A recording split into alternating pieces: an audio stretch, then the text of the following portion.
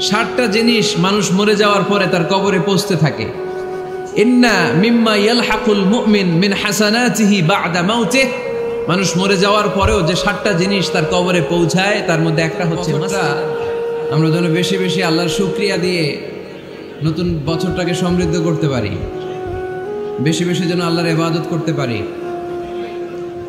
নতুন বছরে আমরা শপথ নেই আমরা যেন অন্তরে হিংসা লালন না করি, বিদ্বেষ লালন না করি, আমরা নিজেরা যেন কাদা ছোড়াছুরি না করি, আমরা যেন মিলেমিশে একসাথে একাকার হয়ে যাই। আল্লাহ তুমি কবুল করো, আমরা পড়ি আমিন।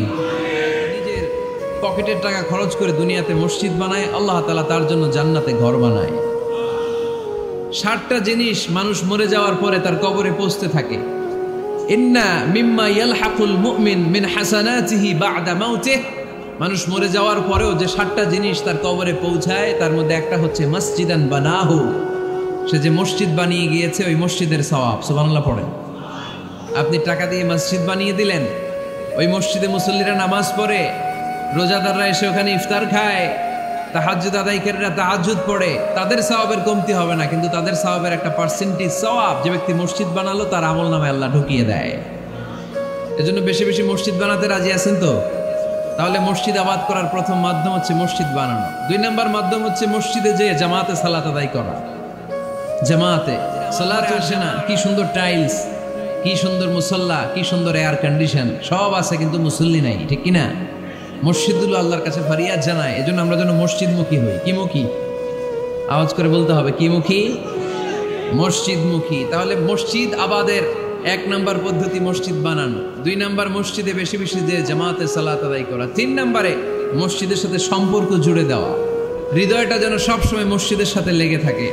আল্লাহর হাবিব সাল্লাল্লাহু আলাইহি ওয়াসাল্লাম বললেন, সাবআতুন ইউযিল্লুহুমুল্লাহু ফি যিল্লিহি ইয়াওমা লা যিল্লা ইল্লা যিল্লু, 7 শ্রেণীর ব্যক্তিকে আল্লাহ তাআলা কিয়ামতের দিন আরশের নিচে ছায়া দিবে, যেদিন আল্লাহর আরশের ছায়া ছাড়া কোনো ছায়া পৃথিবীতে থাকবে না। সেই দিনটা কি এই দিনের মতো? কিয়ামতের দিনটা আজকের এই দিনের মতো হবে? 50,000 বছর হবে। এটা লেন্থ, এটা ডিউরেশন। কাআন সাফসাফা লা তারা ফিহা ইওয়াজা ওয়ালা আমতা, লেভেল প্লেইং ফিল্ড, তামার জমিন। একটু কল্পনা করেন তো ওই দিনটা কত ভয়ঙ্কর।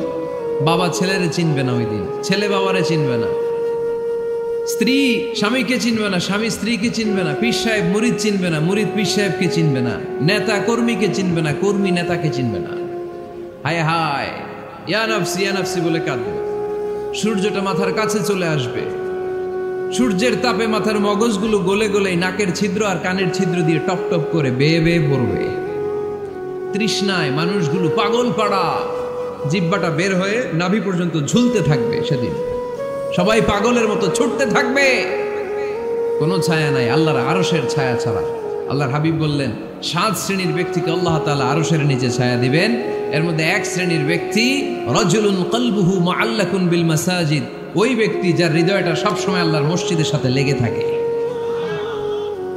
মসজিদের সাথে যার হৃদয় লেগে থাকে তাকে আরশের নিচে ছায়া দিবে কে?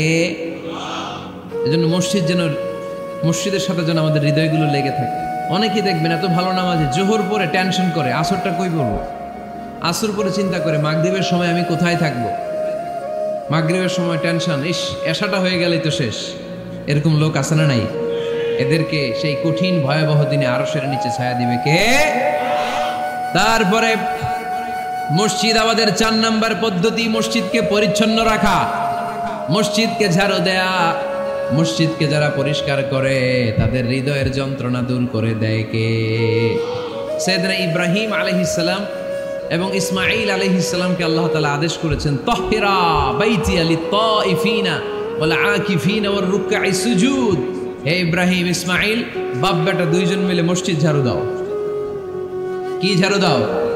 মসজিদেরি ঝাড়ু বড়দার ও কামারে হাত, শোনো আমারে মুনাজাত। পড়েন, শোনো শোনো ইয়া ইলাহি আমারে মুনাজাত, শোনো আমারে মুনাজাত। পড়েন আমিন।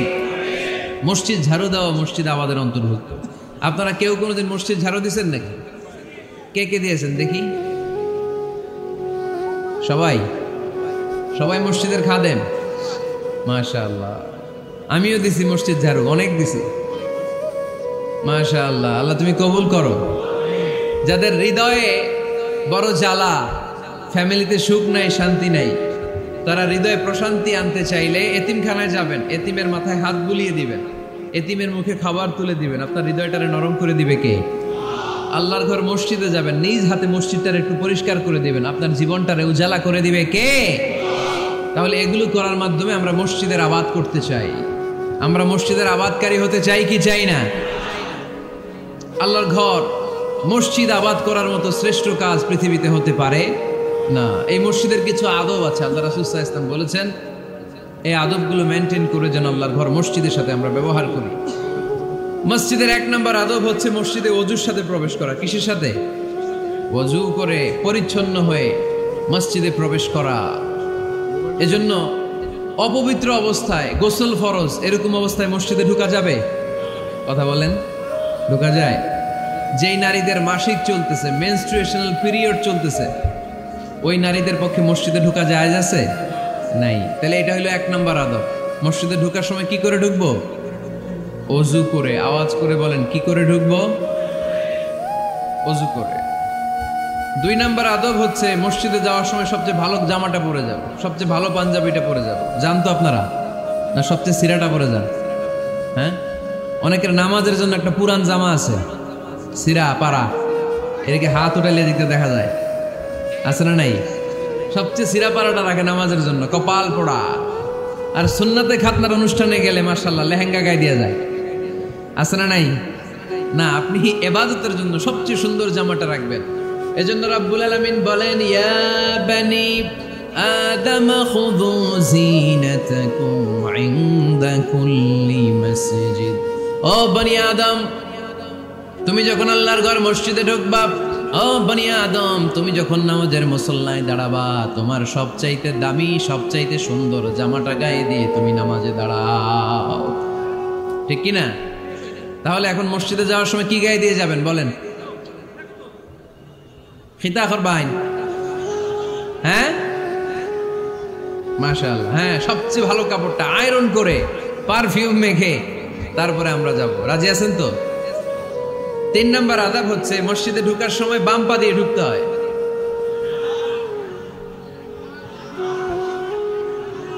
কোন পা? আরো জোরে।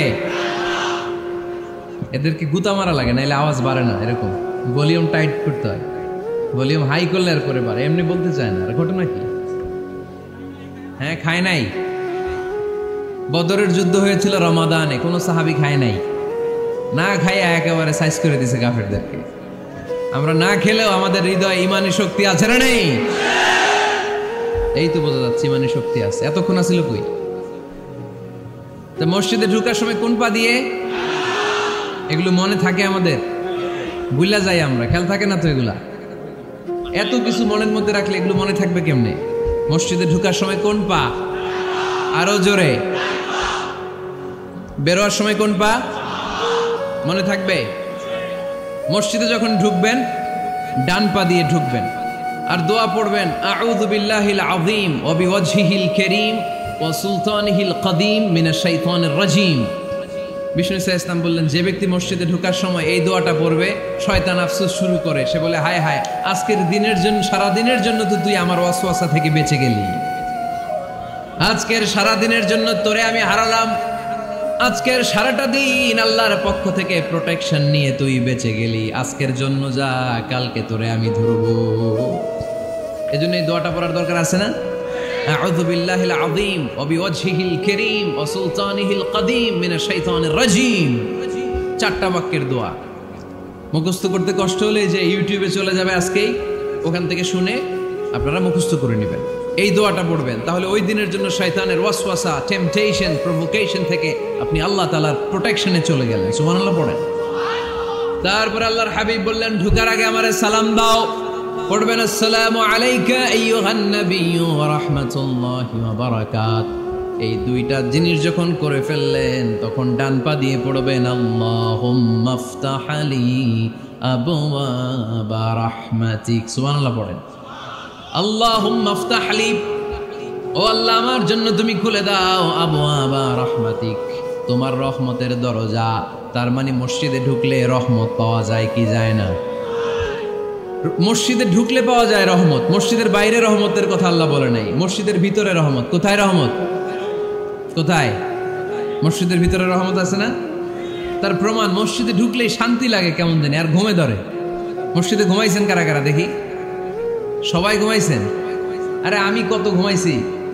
জুমার নামাজের সময় যে কি ঘুম আসে, আসে আসে কমন পড়ছে, একেবারে কমন পড়ে গেছে। ঘুম আসে কারণ রহমত, রহমতের ঝিরি ঝিরি বাড়ি ধারা আল্লাহ তাআলা আরশের উপর থেকে নাজিল করতে থাকে। আর এই রহমতের কারণে হৃদয়টা প্রশান্ত হয়ে যায়, অনেকের ঘুমও চলে আসে, ঠিক কি না? এজন্য আল্লাহুম্মা ইফতাহ লি আবওয়াবা রাহমাতিক, ও আল্লাহ তোমার রহমতের দরজাগুলো আমার জন্য খুলে দাও। এই দোয়া পড়লে রহমতের দরজা খুলে দেয় কে? আবার মসজিদ থেকে যখন বের হবেন তখন কোন পা দিয়ে? জোরে বলেন। বাম পা দিয়ে কি পড়বেন? আল্লাহুম্মা ইন্নী আসআলুকা মিন ফাদলিক, ও আল্লাহ তোমার কাছে আমি তোমার পক্ষ থেকে ফদল চাই, মানে রিজিক চাই। রিজিক দেওয়ার মালিক কে? তার মানে খুব সোজা সাপটা কথা হচ্ছে, মসজিদের ভিতরে পাওয়া যায় রহমত, আর বাইরে পাওয়া যায় ফদল বা রিজিক। বাইরে পাওয়া যায় কি? রিজিক। মসজিদের ভিতরে রিজিক আছে। তার মানে সারাদিন মসজিদে বসে থাকলে রিজিক মিলবে? নামাজের সময় নামাজ পড়তে হবে, কাজের সময় কাজ করতে হবে। এটাই হচ্ছে ইসলামের বিধান। নামাজের সময় নামাজ, কাজের সময়। আমি প্রশ্ন করবো, আওয়াজ করে উত্তর দেন। নামাজের সময়, কাজের সময়, নামাজের সময়, কাজের সময়। এটা মনে থাকবে।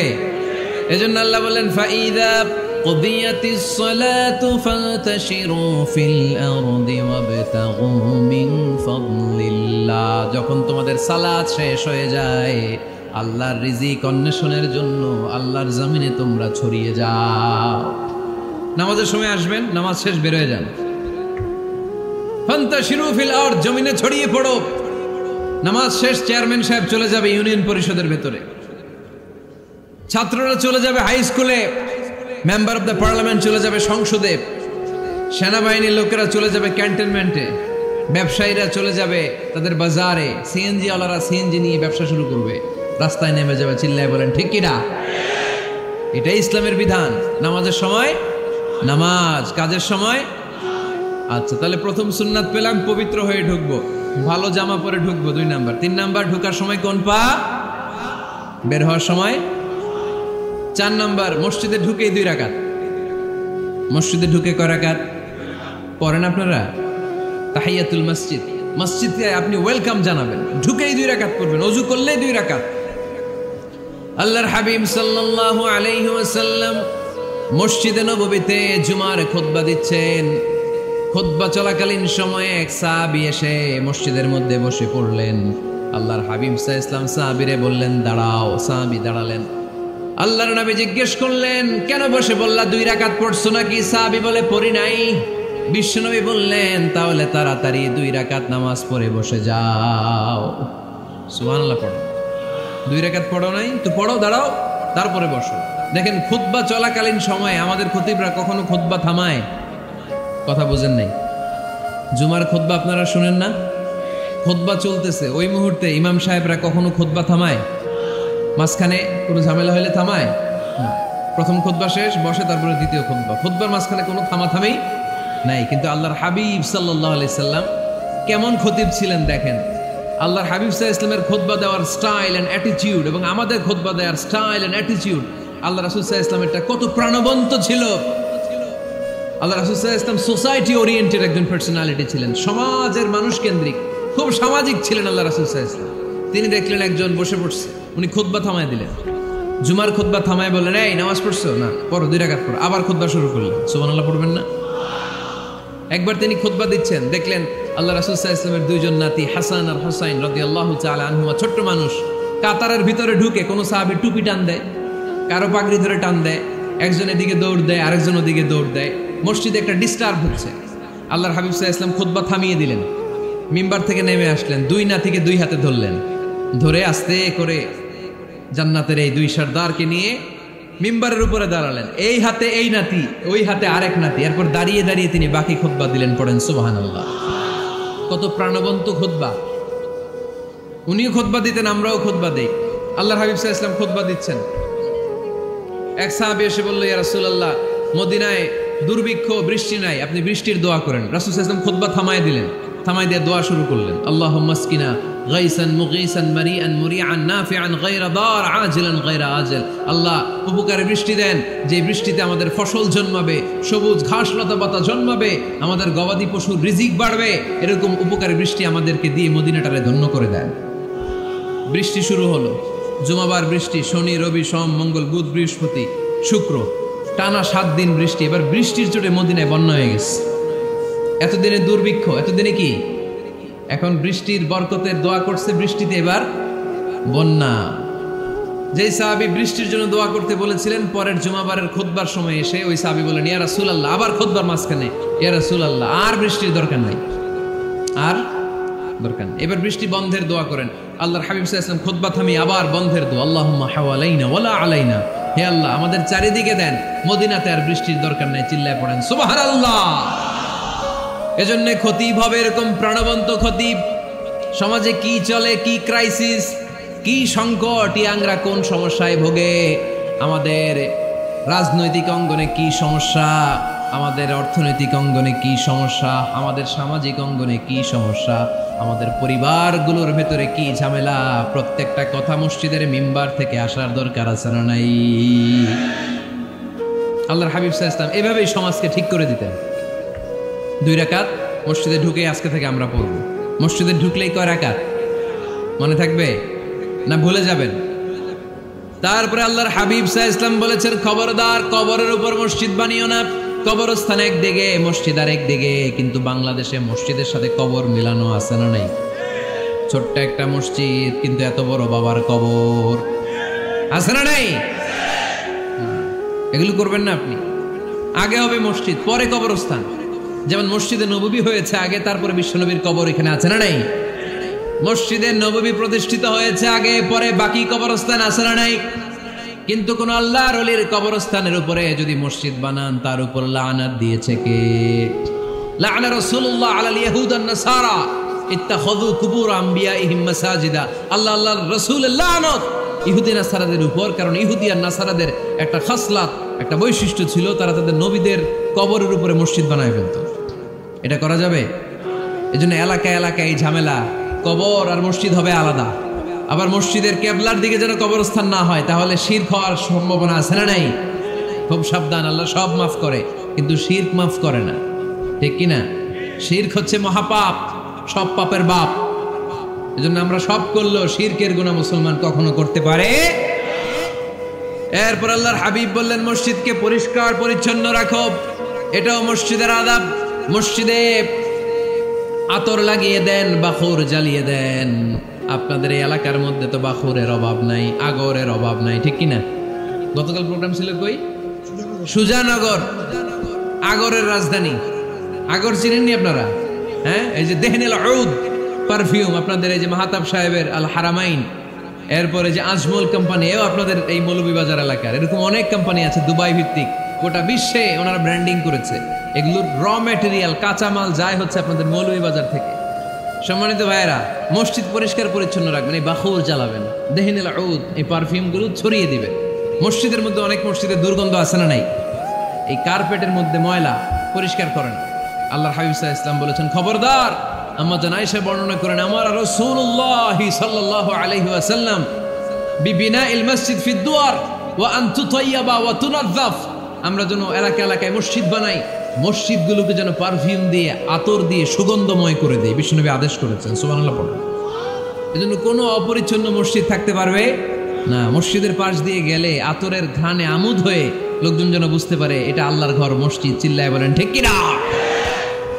এরপর আল্লাহর হাবিব সাল্লাল্লাহু আলাইহি ওয়াসাল্লাম বলেছেন, মসজিদের আরেকটা আদব হলো মসজিদকে অতিমাত্রায় ডিজাইন না করা। বেশি ডিজাইন করা যাবে না। এমন ডিজাইন করা যাবে না যে এটা মসজিদ বোঝাই যায় না। এত লাইটিং ফাইটিং করে, এটা কি মসজিদ না কমিউনিটি সেন্টার বোঝাই যায় না? আছে না নাই? আছে। এরকম যেন আমরা না করি সম্মানিত ভাইরা। বিশেষ করে মসজিদের সামনের দেয়ালে, কোন দেয়ালে? সামনের দেয়ালটা কেবলার দিকে যেই দেয়াল, এই দেয়ালটা হতে হবে ফ্রেশ, যাতে করে মানুষের দৃষ্টি আকর্ষণ না করে। প্রায় মসজিদের দেয়ালের মাঝখানে দেখবেন আপনি ক্যালেন্ডার ঝুলায় রাখে, আছে না নাই? মৌলভীবাজারের কি অবস্থা? খিতা খবর আছে?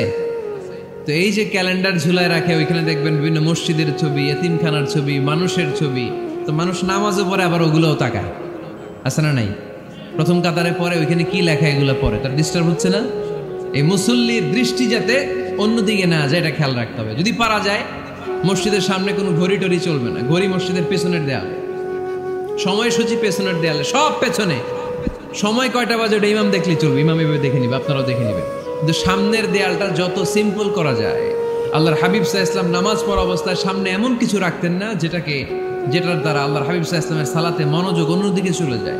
আমরা যখন সালাত পড়ি, যদি অন্যদিকে তাকাই, ফেরেশতার মাধ্যমে আল্লাহ একটা ডাক দেয়, বলে আকবিল, এই বান্দা ফিরে আয়, তোর নজর থাকা দরকার সিজদার জায়গায়, ফিরে আয়। আপনি আবার যখন অন্যদিকে তাকান, আল্লাহ বলে ফিরে আয়, সিজদার দিকে তাকা। আপনি আবার যখন ঘড়ির দিকে তাকান, আল্লাহ বলে আকবিল, ফিরে আয়, সিজদার দিকে তাকা। আপনি যখন আবার অন্যদিকে তাকান, তখন আল্লাহ বলে লা হাজাতা লি ইলা সালাতিক, তোর এই নামাজের দরকার আমার নাই। নাউজুবিল্লাহ পড়বেন না? তোর এই নামাজের দরকার আমার নাই। অজু করে কষ্ট করে যাকে খুশি করার জন্য আপনি সালাতে দাঁড়ালেন, উনি যদি বলে এই নামাজের দরকার নেই, তা কার জন্য নামাজ পড়লেন আপনি? কথা কি বুঝতে পেরেছেন? এই জন্য এলাকার গণ্যমান্য ব্যক্তিবর্গ আছে, আমাদের চেয়ারম্যান সাহেব আছে, আরো অন্যান্য বিজনেস ম্যাগনেটরা আছে, আপনারা মসজিদ যখন নির্মাণ করবেন, সামনের দেয়ালটা যত সাদামাটা হতে পারে ততই ভালো। এমনকি জায়নামাজের মধ্যে এখন কাবা ঘরের ছবি আছে না নাই? আছে না? কি মুসলমান আমরা, নিজের কাবারে নিজে লাথি মারি নামাজের আগে, মনের অজান্তে নিজের কাবাকে নিজে লাথি মারছি। এরকম জায়নামাজ ব্যবহার করা নিষেধ, চিল্লায় বলেন ঠিক কিনা? সাদা ফ্রেশ জায়নামাজ বাজারজাত করেন, আপনাদের সিদ্ধান্তই ওনাদের ব্যবসা বয়কট হয়ে যাবে। আপনারা যদি এখন থেকে মসজিদের মিনারা আর কাবা ঘরের যে প্রতিকৃতি বা ছবি, এরকম ছবি সম্বলিত জায়নামাজ কিনা বন্ধ করে দেন, এদের মার্কেট থাকবে? কথা বলেন। কালকে থেকে আমরা জায়নামাজ কেনার সময় ফ্রেশ জায়নামাজ কিনব। কোনো মসজিদ, কোনো মিনার, আমাদের কাবা ঘরের ছবি সম্বলিত কোনো জায়নামাজ কিনা যাবে? আওয়াজ করে বলেন, যাবে? যাবে না। এগুলো হচ্ছে মসজিদের আদাব, এগুলো রক্ষা করে মসজিদে ঢোকার দরকার আছে না নাই? পৃথিবীতে 3টা মসজিদ সবচাইতে শ্রেষ্ঠ মসজিদ, কয়টা? আওয়াজ করে বলেন না। 1 নাম্বার মসজিদুল হারাম, ফাওয়াল্লু উজুহাকুম শাতরা, যেখানেই তোমরা নামাজ পড়ো না কেন মসজিদের হারামের দিকে হয়ে নামাজ পড়ো। কেবলা কোন দিকে আজকে? এদিকে, এইদিকে কেবলা। আমি যদি এদিকে হয়ে পড়ি, নামাজ হবে না? হবে না কেন? কারণ কেবলামুখী হয়ে নামাজ পড়া ফরজ। চিল্লায় বলেন ঠিক কিনা? মসজিদুল হারাম পৃথিবীর প্রথম মসজিদ, ওখানে একটা ঘর আছে, ঘরটার নাম হলো কাবা। ইন্না আউওয়ালা বাইতিন উদিআ লিন-নাসি লাল্লাযী বিবাক্কাতা মুবারাকা। এই পৃথিবীর প্রথম ঘর, যেই ঘরটা স্থাপিত হয়েছে বাক্কা শহরে। বাক্কা মক্কার আগের নাম, এখন শহরের নাম মক্কা। আগে নাম ছিল কি? সবাই বলেন, কি নাম ছিল? বাক্কা। এটা পৃথিবীর আদি ঘর, সব নবীদের পরশধন্য পদধূলিতে এই জায়গাটা বরকতময় হয়েছে। এটা এমন ঘর, যেই ঘরের চারদিকে 1 রাকাত নামাজ পড়লে 1 লক্ষ রাকাতের সওয়াব পাওয়া যায়। হজ উমরা করেছেন কে কে দেখি? হজ উমরা করেছেন আপনারা না? মাশাআল্লাহ। আমরা যারা করতে পারি নাই, আল্লাহ তাদেরকেও তৌফিক দাও। আমরা যেন এই কাবা ঘরে যে প্রাণ ভরে সালাত আদায় করতে পারি, আল্লাহ তৌফিক দান করো। আমরা যেন মসজিদে নববীতে যে প্রাণ ভরে সালাত পড়তে পারি, তৌফিক দান করো। আল্লাহর হাবিব সাল্লাল্লাহু আলাইহি ওয়াসাল্লামের কবরের সামনে দাঁড়িয়ে যেন আমরা প্রাণ খুলে, মন প্রাণ উজাড় করে বিশ্বনবী সাল্লাল্লাহু আলাইহি ওয়াসাল্লামকে সালাম দিতে পারি, আল্লাহ তৌফিক দান করো। এই কাবা ঘরকে কেন্দ্র করে প্রতিদিন 100টা রহমত নাজিল হয়। আওয়াজ করে বলেন, কয়টা? আল্লাহর হাবিব বললেন, প্রতিদিন, প্রতিনিয়ত 100টা রহমত নাজিল হতেই থাকে। 60টা রহমত তাদের উপর নাজিল হয় যারা কাবা ঘরের চারদিকে তাওয়াফ করে। 40 লিল মুসাল্লিন, বাকি 40টা নাজিল হয় যারা কাবা ঘরের পাশে নামাজ পড়ে। 20 লিন নাযিরিনা ইলাল কাবা, বাকি 20টা রহমত প্রতিনিয়ত নাজিল হয় যারা তাওয়াফ করে না, সালাত আদায় করে না, শুধু কাবার গিলাফের দিকে তাকিয়ে থাকে। কাবার দিকে তাকায় থাকলেই সওয়াব। সুবহানাল্লাহ পড়েন। এক রাকাতে কয় লক্ষ রাকাতের সওয়াব। এজন্য আল্লাহর হাবিব সাল্লাল্লাহু আলাইহি ওয়াসাল্লাম বলেছেন, লা তুশাদ্দুর রিহাল ইল্লা ইলা সালাসাতি মাসাজিদা। স্পেশাল ভার্চু এন্ড রিওয়ার্ড, বিশেষ সওয়াবের নিয়তে পৃথিবীর এই তিনটা জায়গা ছাড়া কোথাও নিয়ত করে ভ্রমণ করা জায়েজ নাই। এক হচ্ছে মসজিদুল হারাম, দুই হচ্ছে মসজিদ নববী, তিন হচ্ছে মসজিদুল আকসা। এই তিনটা মসজিদ ছাড়া পৃথিবীর কোন মসজিদে নিয়ত করে সফর করা যাবে না। এক রাকাতে কত রাকাতের সওয়াব? কথা কয় না, বুঝে নাই বোধহয়। কয় লক্ষ? আর মসজিদে নববীতে এক রাকাতে 1000 রাকাতের সওয়াব। আরেক বর্ণনায় আছে 50,000, বর্ণনাটা দুর্বল। সহিহ বর্ণনায় এসেছে এক রাকাতে 1000 রাকাতের সওয়াব। মসজিদুল আকসায় সালাত পড়লে এক রাকাতে, এক বর্ণনায় এসেছে 250 রাকাতের সওয়াব, আরেক বর্ণনায় এসেছে 500 রাকাতের সওয়াব। এই তিনটা মসজিদ ছাড়া যে নামাজ পড়লে বেশি সওয়াব হবে, এই নিয়তে সফর করা যাবে? চিল্লায় বলেন যাবে। তবে মসজিদটা দর্শন করার জন্য যেতে পারবে।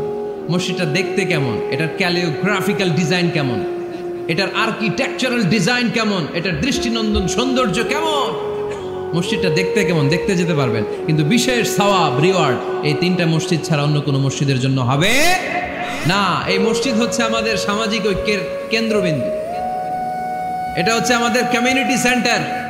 আমরা শুধু নামাজের জন্য মসজিদকে ইউজ করি, এছাড়া আরো অনেক ইউসেজ আছে মসজিদের।